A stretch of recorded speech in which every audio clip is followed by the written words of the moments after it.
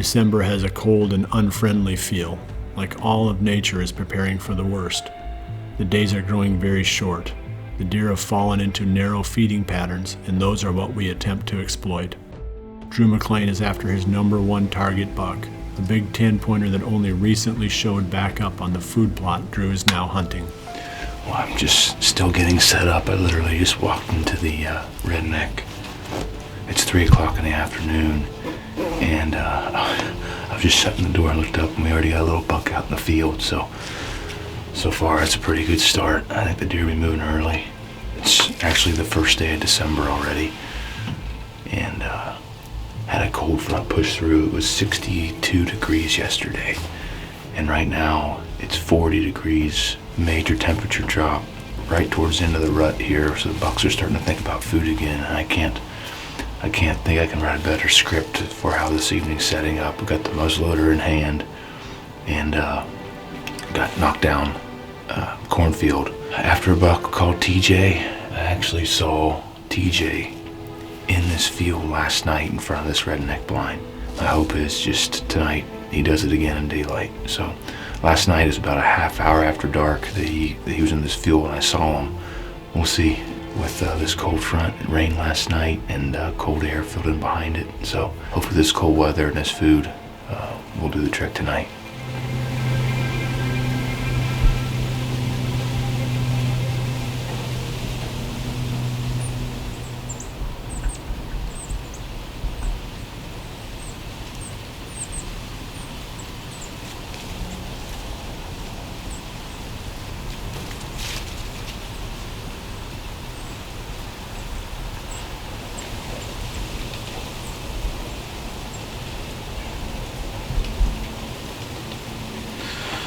Well, it's about 4:30. We've seen 13 different deer. All that action before 4 o'clock, and we still got about, I'd say, 45 minutes of shooting light left. Man, I still gotta think we'll be seeing some more deer before now and then.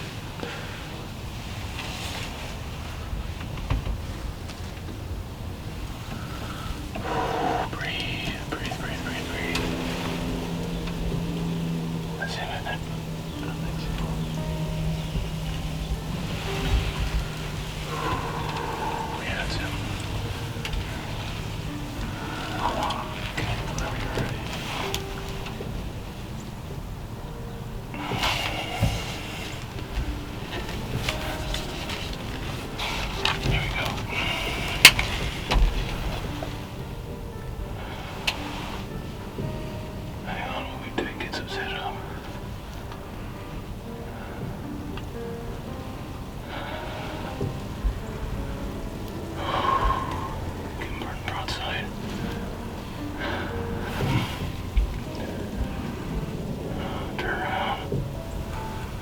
Man. Oh, I wouldn't do that yet. Wait, he's not in any hurry. Okay.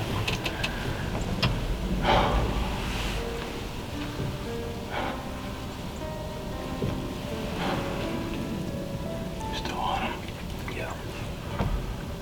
Come on. Alright, whenever he stops, you ready? Yeah. I'm still going over here. Yeah.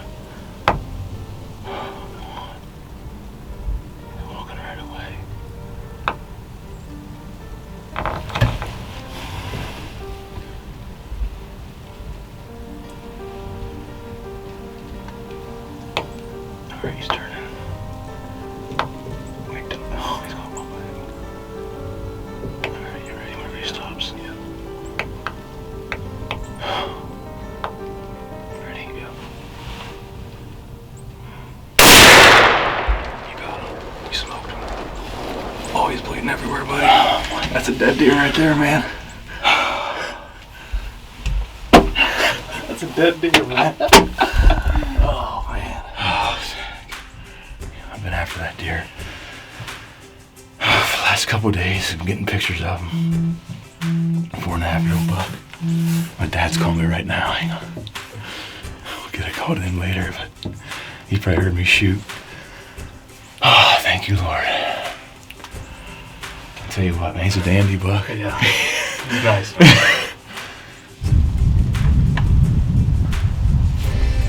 Oh. step of getting off the redneck without falling over, shaking so hard. Right here. How did you react? Right here, yeah. What I didn't like wrestling.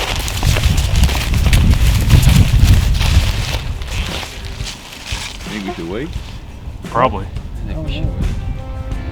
I can see him. Oh my He's all propped up ready for us, isn't he? Which was He's a big deer. We saw him down there in the field in Velvet, right? All those pictures of him, and that was awesome. I mean, he was growing a good one there. what a buck. Wow.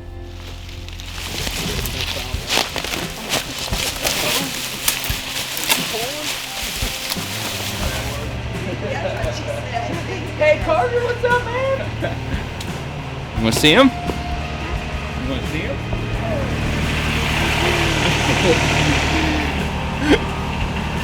Wow, huh? Well, guys, here he is. Got him all cleaned up, and you know, with that cold weather that pushed in, I couldn't help myself but think that this deer would have to come out eventually in daylight. It was just, there's too much food, too much attraction with the amount of does that were out here, and you know, unbelievable deer. 4.5-year-old buck. Had an encounter with this deer last year on this exact same location, and just a nice clean young 10-point, probably mid 130s, somewhere in there, and boy, he really put on the inches this season. Followed him through his velvet, followed him through beginning of this season, and he disappeared on us just like he did last year.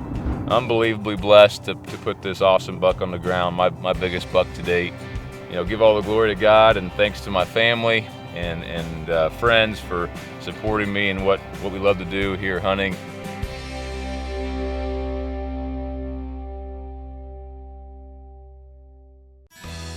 Drew was using trophy rocks to bring deer to his trail cameras.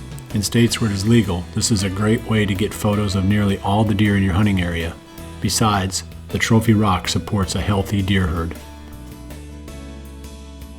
Drew placed his redneck blind at the end of this field so he could more easily sneak to and from it. Then he knocked the corn down in front of the blind to make the spot more attractive to the deer. With this many deer in the field, Drew would likely have gotten busted in a tree stand, but with the redneck blind, he was able to wait them out and eventually get a shot at his biggest buck. Drew ran muddy trail cameras all fall in this buck's area. He ended up getting some great nighttime photos of the deer and was able to identify the buck and begin patterning him early in the season. The Muddy Pro Cam 12 takes crisp, nighttime photos and has a long IR flash range for maximum effectiveness. The RTP Genesis seeder permits us to plant all sizes of seeds, from the small stuff found in Big and Beastie all the way up to big seeds like corn and soybeans. It is nice to have this much flexibility in one critical tool.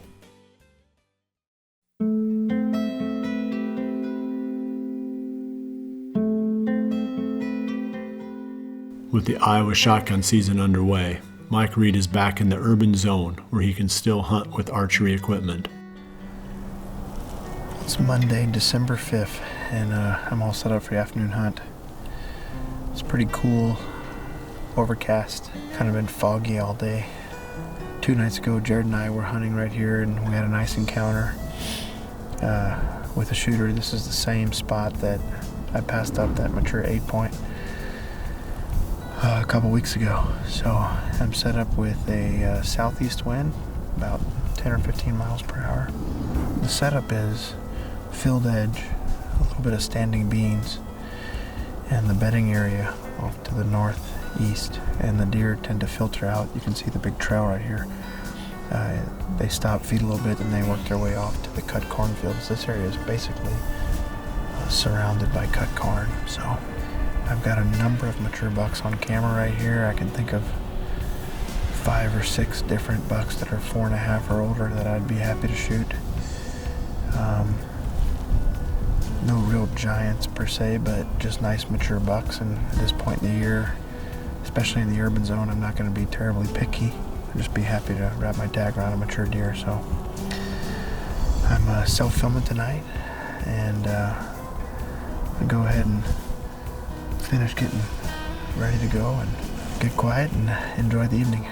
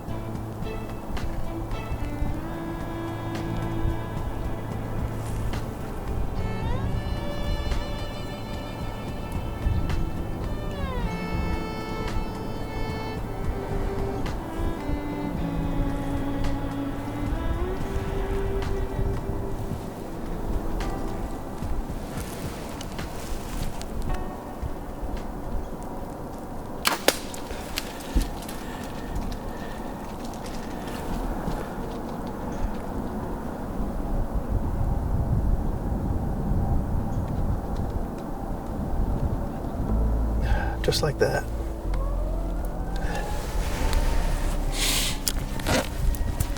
That's a mature 8-point. I think he's a 4-year-old. I got some pictures of him. It's 4:30, so just 5 minutes before the sunset. And you'd think with this cold weather and pressure rising, they'd be moving better. But anyway, he did just what they've all done.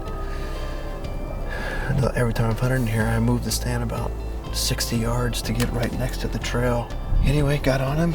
He gave me an easy 15-yard shot, and he ran over and fell right there in the field. So I was just looking at the pictures before I came out to the woods, and he was all over the camera last time I pulled it, which was right around Thanksgiving. So anyway, I'm pumped. Urban buck down during shotgun season, exactly how you want to do it. And he's a mature buck, and this time of year, if I got a mature buck in range in town, I'm going to take advantage of it.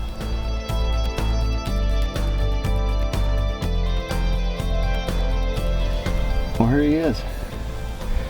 Nice 4.5-year-old 8-point. This is the third day of the Iowa first shotgun season, and I get to bow hunt in town, and it's just fun to be able to keep chasing these deer with the archery tackle and be able to pull it off. I'm hunting the same field that Jared and I hunted in last year, and we're able to harvest that 10-point just on a different side of it. I have hunted here a few times, and all the deer have done the same thing, walked the same trail, and so I moved the stand about 60 yards and had a 15-yard shot at that trail, and I really couldn't be any happier. And it's a nice way to wrap up another year in the urban zone. I did get some nice trail cam pictures of some really big bucks this year during the rut. We just weren't really focused here, and I don't typically focus here, but I may rethink that next year if I can find some of these deer back early season. This was my 45th hunt of the year. Put a lot of time in. I've had a lot of close calls, even in town, and you know, self-filming's not easy. So, like I said, for this all to come together, it's pretty exciting, and I couldn't be really more thankful.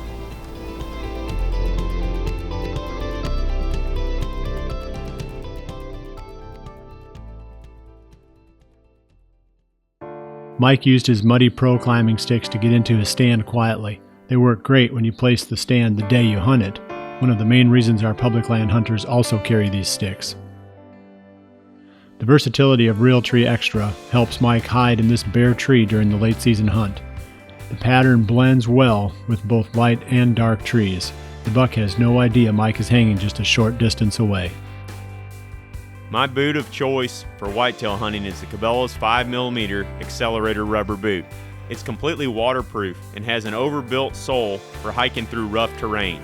The neoprene top makes for better range of motion, resulting in longer, more comfortable days in the field. Once you release the string, your roll is complete. Now it is up to the arrow and the broadhead to get the job done. This is no place to take chances on unproven quality. I have been to the eastern plant, and I have seen the pains that they take to assure that every single arrow is perfect. Why trust your whole season to anything less?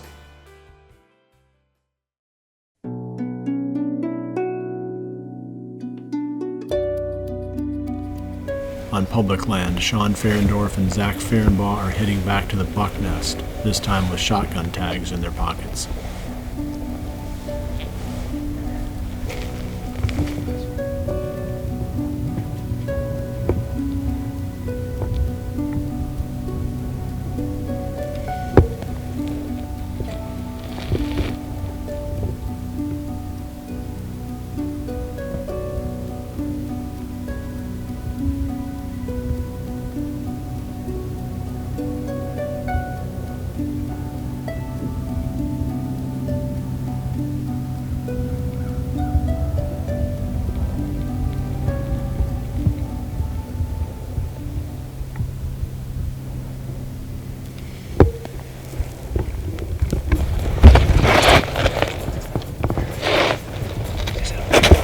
Yep. It's right in the creek crossing. No, it isn't. Alright, I'm gonna shoot. Alright, I got him.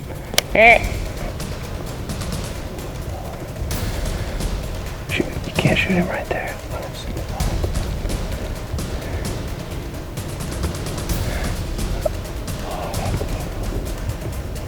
Move then.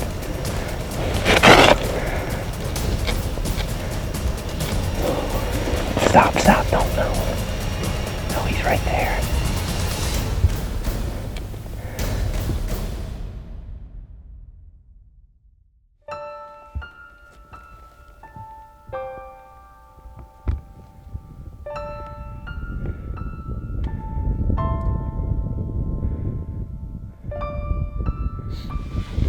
Well, today is December the 10th. It is the first day of the second shotgun season here in Iowa. And Zach and I are back in the buck nest. So we got to a bend in the creek, and there was a couple of does standing down in the creek bottom. We let them cross, a couple more filtered through. So we just set up. I took the backpack off. I was just getting it set up for a rest, basically. We didn't know what was going to be behind them. Sure enough, I'm sitting there trying to get in position, and Zach says, "Shawn, there's a buck right there." He was 70 yards in front of us. I was in a really awkward position. I had the crosshairs on him, but I didn't feel comfortable shooting him. I got repositioned. He ran up to the top of the creek and stopped. Didn't want to shoot him through some brush, so it's snowing on us now. We're gonna sit out for the remainder of the day. Feels good, kind of like last time Zach and I were in here, real gloomy, cold. Only last time it was raining on us. This time it's snowing on us, so we're gonna wait it out. Hopefully we get another shot at a buck today. Dang it, man.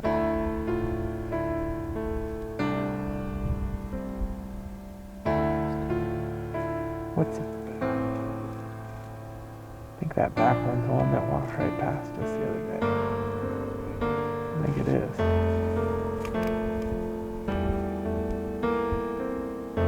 Oh, the one in front and something. Yeah, this is.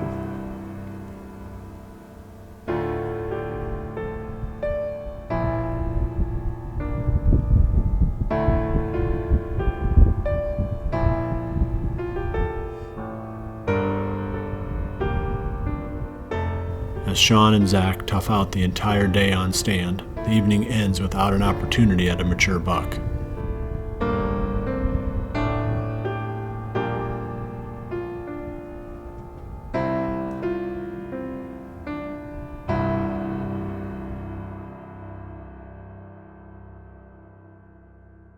Frigid Forge Trophy Clover is my choice when creating poor man's plots, small food plots that we make on a budget using just hand tools. This seed blend has several varieties, and at least one does well in every condition. The seed germinates well and grows fast, producing a huntable food plot by the first fall. Your string is the most important accessory on your bow and the most overlooked. You need a great string. I have watched Fuse custom strings being made, and it is impressive. Each string and harness is preloaded under high tension, so there is no stretch or twist later when you put them on your bow. Fuse strings come standard on Hoyt bows, but you can purchase them custom made to fit any bow on the market. We had good success with the Ozonics HR200, which is still in the line, but their new HR300 model produces up to 45% more ozone. This can be critical in the tree stand on days when the wind is gusting. Hoyt makes the most versatile bows on the market. Models like the Clash have widely adjustable draw lengths and weights. These bows are perfect for growing youth hunters or women needing a lighter draw weight bow that still packs a full-size punch. I've been in a number of hunting camps over the years, and hunters rarely argue over which bow or arrow is the best. But it can get pretty heated when the subject of broadheads comes up. Bow hunters have strongly held opinions about what is the most important on this critical part of the equipment puzzle. At Midwest Whitetail, we've been shooting rocket broadheads for as long as we have been in business.